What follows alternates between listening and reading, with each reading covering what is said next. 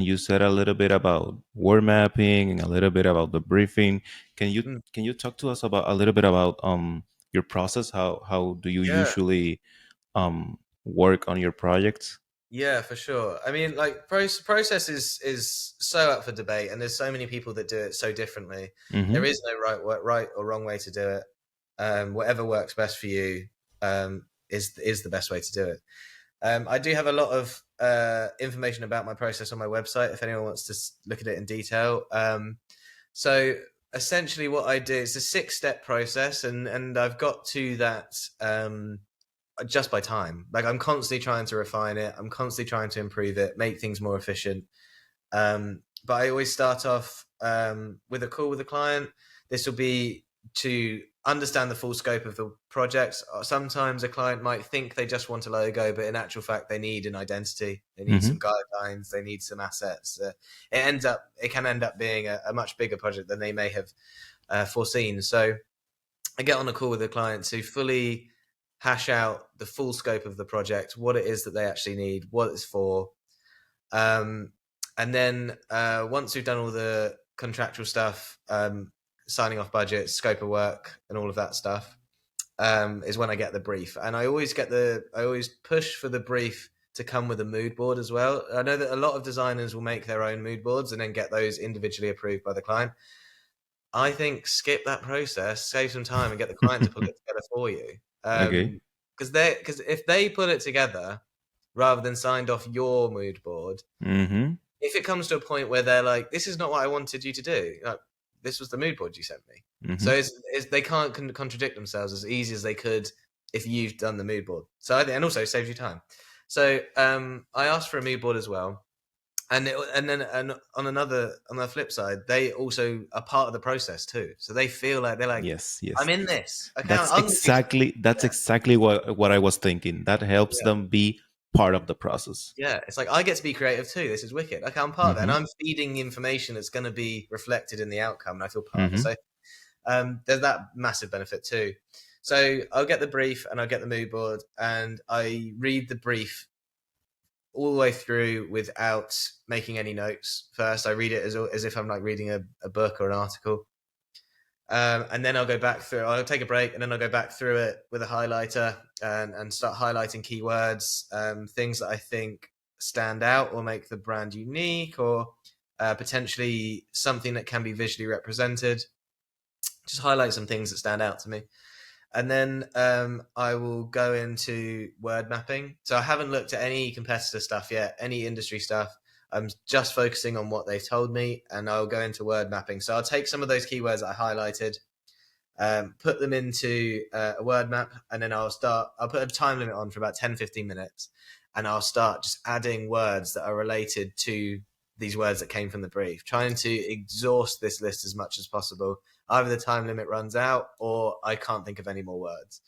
And sometimes I'll do it I'll try and find words that have visual representations. So you can have like nouns, so like sun, love, heart, like hands, whatever.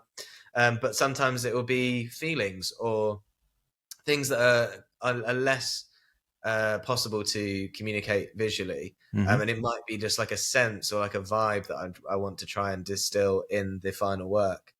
So I will do all of the word mapping add-ons around all these words. Once I get finished, I'll go through those again with highlighter. And then I come to 9 words. I try and get to 9 words that completely encapsulate the brand. Um, and those ones I do like to get signed off by the client, but I tend to do on the fly in the first presentation. So I've got these 9 words. Now, these 9 words are what I constantly look back at throughout the whole process until I'm finished. So rather than going through the whole brief again, I've done all the distillation from the brief into the word mapping into these 9 words. And so these 9 words should reflect everything that I'm trying to achieve. So I've got these 9 words.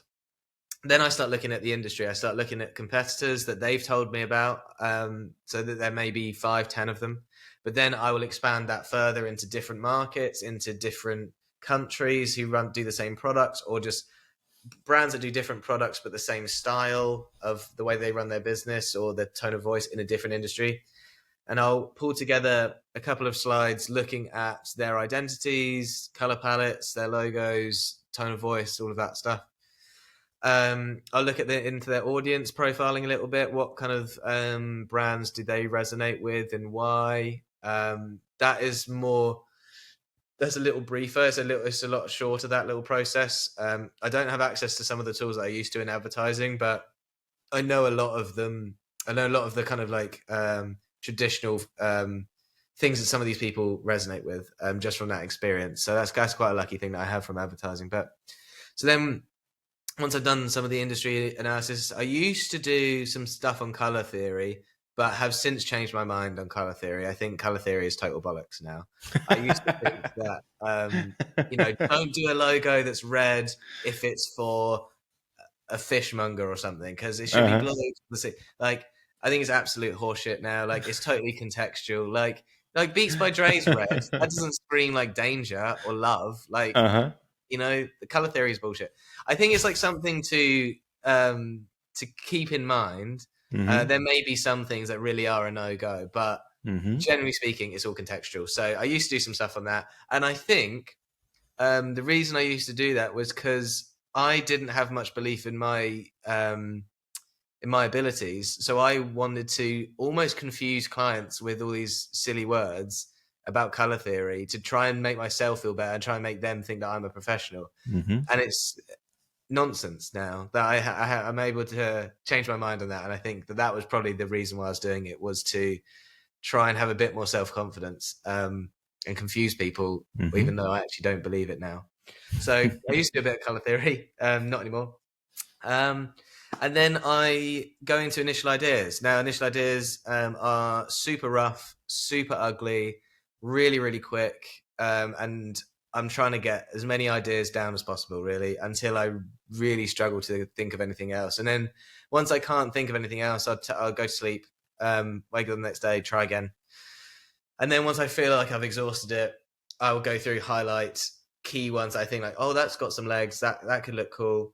And then I will take those and do refined sketches of those. So still not anywhere near the computer. I much prefer I'm quite sketch heavy.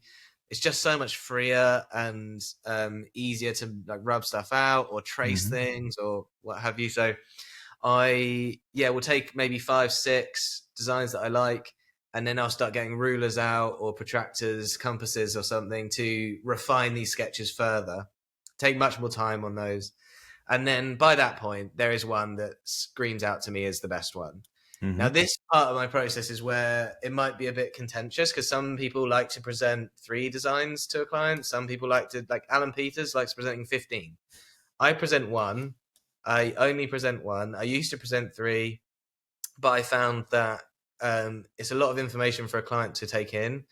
And always, there was one that I thought was the best. And if they don't pick the best one, you feel frustrated or annoyed that they haven't picked the one that you think was best. And at the end of the day, my belief is that if someone's hired you to do a job because it's your professionalism, then you should know what the best answer is for their problem. That's your job, is to get to that solution. So you should only present the one that you think hits the brief the best.